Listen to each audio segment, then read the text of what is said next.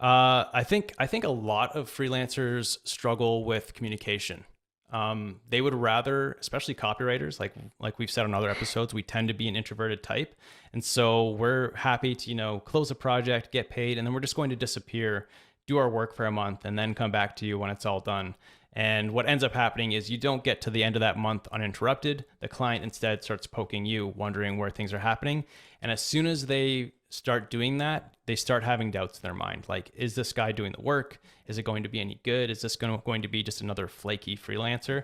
So if you can set like a regular cadence to let them know what you've done, and just as importantly, to let them know what you haven't done. If things are running behind, people are far more receptive to that. If you say like, hey, we're a week behind on this for this reason. I should have this to you for next Friday.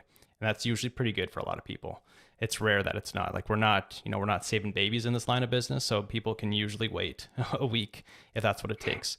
So just make sure you're communicating proactively and not waiting to be poked all the time.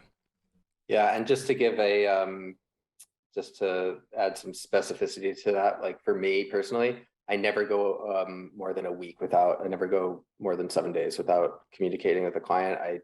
For most of my projects, I have a weekly sync with them. But if for whatever reason we're not having calls once a week, I would never go more than 7 days without letting someone know what's going on.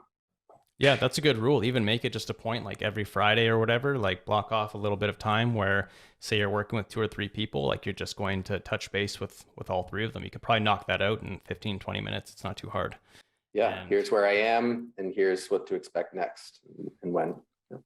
and you'd be amazed, like that sets you apart. It's that easy to set yourself apart as a freelancer.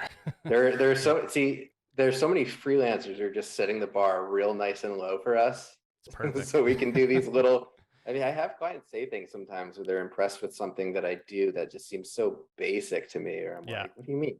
What do you mean no one else does that?